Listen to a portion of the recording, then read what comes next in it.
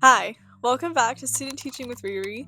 It's week 3, and I had my first full week of school, which is a little silly to say, but with all the snow days and holidays and how they do finals week and everything, finally had my first week, and let me tell you, I am very tired. I started the week off pretty excited, and I'm not even teaching yet, which makes this sillier, but by Thursday and Friday, I'm just like, I'm so exhausted. But let's just get right into it. I'll do a quick weekly recap, and then we'll go through all the things that I learned and observed and, went through this week. So, Monday, nothing really happened. New week. Tuesday, my teacher was out, so we had a sub since I'm not allowed to have the classroom alone until I'm observed by my supervisor and I have 3 weeks of school under my belt, which I have the 3 weeks down. I just have to be observed first, giving a lesson and stuff. Or I think I just have to be observed. Wednesday, kind of started lesson planning. I don't start teaching until after President's Day, so I have another week to do all that, but then Thursday was fine, and then Friday was also just a chill day. Tuesday, I was somehow more tired than Monday. I was talking to a student about it. I was like, I'm tired today, and I wasn't even tired yesterday. And she was like, yeah, we were talking about it with our friends, and she was saying, there's nothing special about Tuesday. Like, Monday's the beginning of the week, Wednesday you're halfway there, Thursday is Friday Eve, and then it's Friday. Tuesday is just miserable because there's nothing exciting happening, and I was like, you're so right. So it was a really funny conversation, but anyway, going into Tuesday, my teacher wrote down a list of things to do on the whiteboard, and that was pretty easy. Like, we did 20 minutes of silent reading. The 11th graders are really fine with that. They don't really have trouble sitting and paying attention to a book for 20 minutes. The 10th graders, that was a little bit tough. They're also coming out of lunch, so they're still excited. And then the post lunch slumps, so that's also just something we have to tackle a little bit. But it took a little bit of time for them to settle in and get reading. But I did get to, say hey, it's reading time now, silent reading, keyword silent. I said it a little bit differently, not that sarcastically, but they locked in. They got a good 15 minutes, maybe 10, but you know what? That's a win. And it was just really cool that they listened. I don't know, it felt a little satisfying. And I was trying to be really nice about it. But that was cool. They got to work on their word cloud, their slang words, their Google site, or their reading log homework. So the way I said it was you have 3 options and a secret 4th option, which wasn't really a secret. But it was you can do all 3 of these things. I would suggest the reading log because then you don't have any homework for Wednesday. They were okay, so a lot of them did their homework, the 11th graders at least. And then the 4th option was just if you really enjoy your book right now and you want to keep reading for the rest of class, you're able to. A couple students did, which makes me feel a little giddy. I get excited when kids like to read and they're I'm really immersed in this book and I want to just keep going. But yeah, talking to them, seeing what their websites look like, seeing what questions they have, and just being able to answer them was super cool. Because I was the point person, usually my teacher would be there. But yeah, that was great to just step up a little.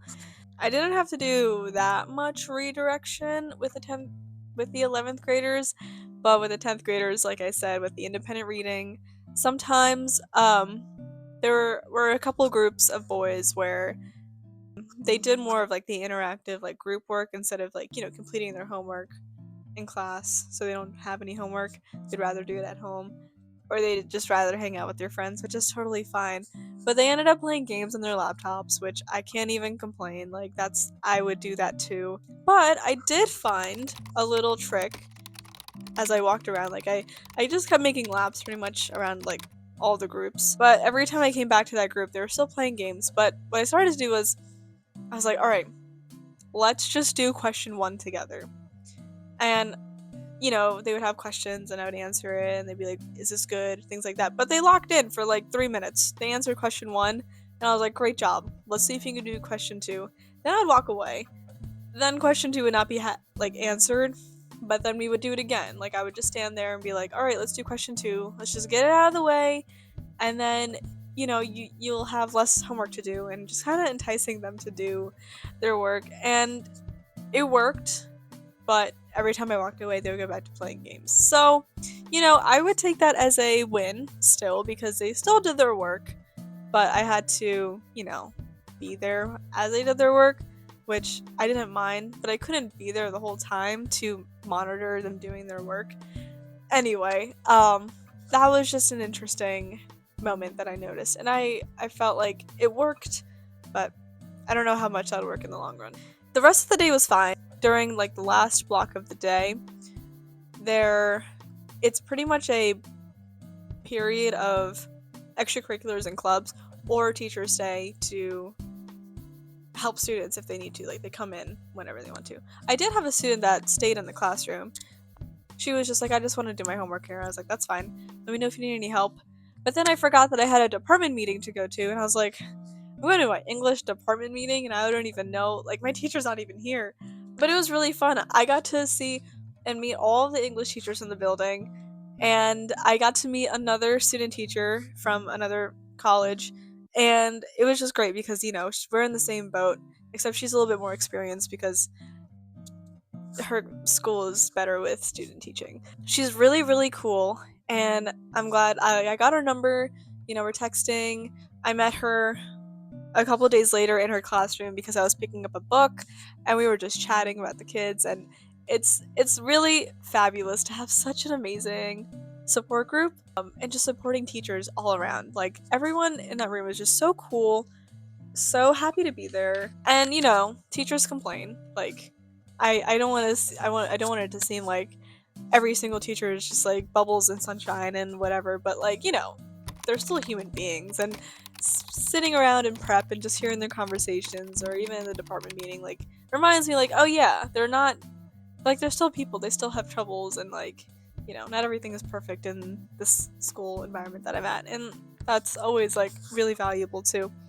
But I wrote some stuff down for my teacher, for him to come back, like some scheduling things, what we're doing for in-service day, course registration, things I don't need to personally worry about, but just interesting to see how they function as a team, and as a department whole.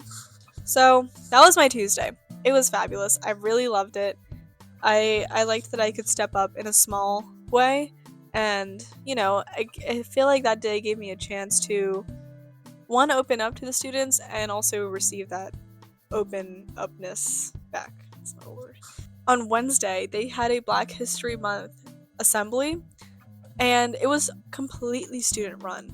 I was so proud of these students that I've never met. I actually started crying because the whole theme was unsung heroes.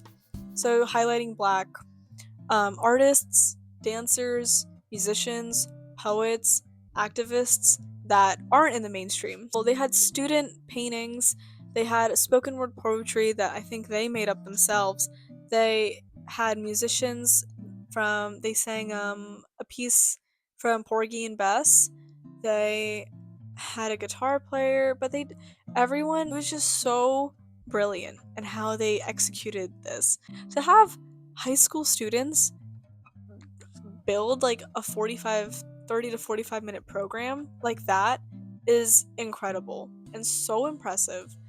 And I was talking to my teacher about it, and he was like, yeah, there was a student in there that would never talk in my class, and now she's speaking in front of like hundreds of people this year. And it's just like the growth and the transformation, and I can keep talking about this, but it's students like these and it's places like this that make me so excited to be in education.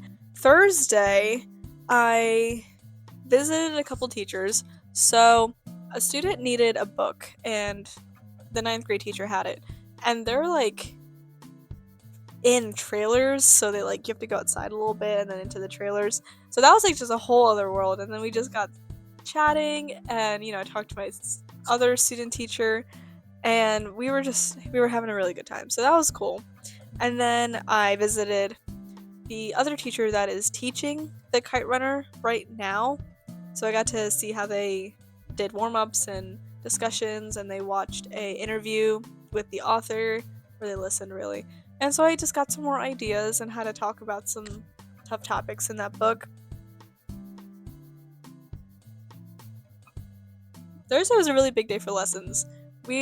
My partner teacher and I were looking at our students' letters that they wrote to us, and now he started conferencing them with them yesterday. And I learned a lot of things about the writing process and how he goes about evaluating their writing and what he wants from them. So, lesson number 4, which is a really big lesson. So I'm going to say like 4, 4.5, and then 4.75. Lesson 4, the 3 P's: praise, polish, and push. You know, it's kind of like a compliment sandwich. Praise the good things about the student's writing. Polish, which means like, things that you can slightly improve that might be super easy to just like fix the next time. Like whether it's, I wouldn't say passive voice is easy, but I don't know, capitalization or putting the Oxford comma. How to do quotations correctly, like MLA format. Things that are just like, when you see someone and it's like, don't comment on their appearance unless if they can fix it in like 10 seconds or less. It's things like that. And then push, which is big improvements. Things maybe about structure or organization or other writing voice things that need a little bit more time and development. So that was really valuable to learn how he goes about evaluating writing. He does have a rubric that translates across all of his major formal writing assignments. So all the students can look at that. It's like a giant poster on the back wall. And then another thing is, he learned this from Harvard, like an article that he read, I think. But he said, before you start like a formal writing assignment, it's important that you share the goal and the focus of the writing itself. So, for example, you have the prompt, which is what you're writing about, but also you should have a writing goal, such as the first paper can be about writing really good introductions, and that's the main focus. And then the second paper could be conclusion paragraphs, and that's the main focus. But in the second paper, the intro should be pretty good because you learned that was the main focus on the first paper. So I thought that was really cool. Lesson number 5 is my favorite because Friday is when he started doing conferences, like one-on-one conferences. And what he did, which was really sweet to me, they don't have Grammarly or like things like that on their Chromebooks. So they don't really see Grammarly things like the red line, the blue line, the purple line, anything like that. So he pulled up his paper, like his stories that he wrote, and he showed it to all class. And he was like, "See all these red and blue lines? Like that's okay. Your letter might have some of these or a lot of these, and it doesn't really matter. I just want to talk to you about your letter and just get to know you, and that these lines should not scare you because that's not what I'm judging you on, especially on this letter." And then he was saying, like, all the authors that you see on the wall, all the books that you read, there is an author and an editor. So they're two separate people. As a student, you are both an author and an editor, which is a lot of like work, and that's a lot of pressure. I thought that was such a nice way to reassure the students that it's okay that you have red and blue lines, but sometimes it could be like a stylistic thing. And he was like, and that's okay too.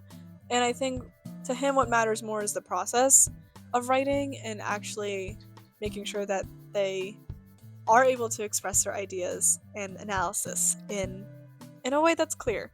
I really value that, and I'm that just makes me more thankful that I'm placed in this class. Friday was pretty easy day, pretty tired, but it was fine. PMEAs were at our school, which, if you don't know what that is, that's the Pennsylvania Music Educator Association, I think.